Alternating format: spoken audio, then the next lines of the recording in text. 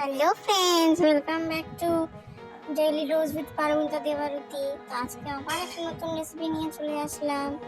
ঘরে খুব সহজে বাজেট ফ্রেন্ডলি একটা সুজির কেকের রেসিপি। অনেক রেসিপি তো তোমরা দেখেছো, তো এই রেসিপিটাও দেখো। তো লেটস স্টার্ট। তো আমি নিয়ে নিয়েছি 200 গ্রাম সুজি, বাটার, চিনি, ফুটি আর পরিমাণ মতো ক্যাশিউ আর কিশমিশ। এগুলো পরে দেখিয়েছি।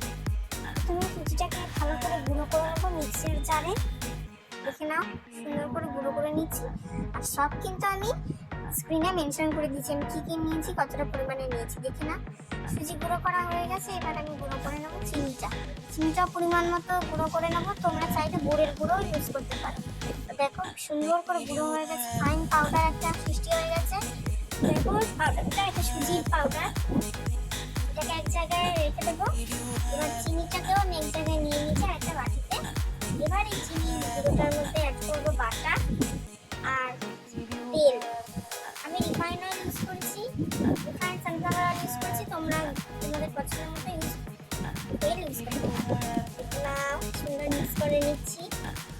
এবার জিনিসটাকে সুন্দর করে মিক্স করে নেবো এবং তেল দিয়ে দিলাম।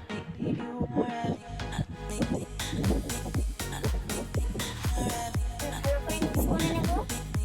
মিক্স নিয়ে সামনে অসুবিধা হবে না, মিক্স নিয়ে নিলাম। তোমরা চাইলে এটা মিক্সিতেও গুঁড়ো করে নিতে পারো। আমি ভালো করে এটাকে গুঁড়ো করে নিচ্ছি। এবার গুঁড়ো করা সুজিটাকেও এর মধ্যে অ্যাড করে দেবো।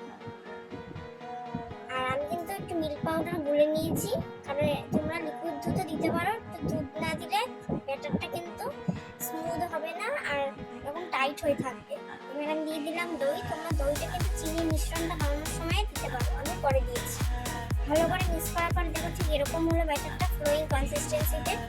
এবার ফুটিগুলোকে, ক্যাশিউগুলোকে আমি কাজুগুলোকে ময়দার মধ্যে কোট করে রেখেছিলাম, তাহলে ভালো করে মিশবে। এবার এই ফুটিগুলো অ্যাড করার পরে আমি দিয়ে দিলাম ইনো। এক প্যাকেট ইনো দিলেই যথেষ্ট, এক প্যাকেট সুজির জন্য। দেখো কি সুন্দর একটা ফ্রথ এসছে, পুরো আসবে। ইনো দেওয়ার পরে কিন্তু বেশি নাড়ানো যাবে না। তারপর কড়াইয়ের মধ্যে একটু গরম করে বাটির মধ্যে গ্রিস করে আমি ব্যাটারটাকে বসিয়ে দিলাম। 45 থেকে 50 মিনিটের পরে দেখো ঠান্ডা হওয়ার পরে কেকটা আপনা আপনি উঠে গেল। কি সুন্দর হয়েছে আর খেতেও কিন্তু দারুণ হয়েছিল। তোমাদের যদি রেসিপিটা ভালো লেগে থাকে অবশ্যই আমার চ্যানেলটা কিন্তু সাবস্ক্রাইব, লাইক আর অবশ্যই কমেন্ট করতে। দেখো কি সুন্দর সফট আর স্পঞ্জি হয়েছে কেকটা। ভিডিওটা কিন্তু সুন্দর করে লাগছে, সামনে কিন্তু খেতে আরো বেশি ভালো লেগেছে। দেখো খুব সফট হয়েছিল আর আমি কিন্তু 3-4 দিন স্টোর করে খেয়েছিলাম। তোমরা চাইলে ফ্রিজেও এয়ার টাইট কন্টেনারে রাখতে পারো। আমি কিন্তু বাইরেই রেখে দিয়েছিলাম, নষ্ট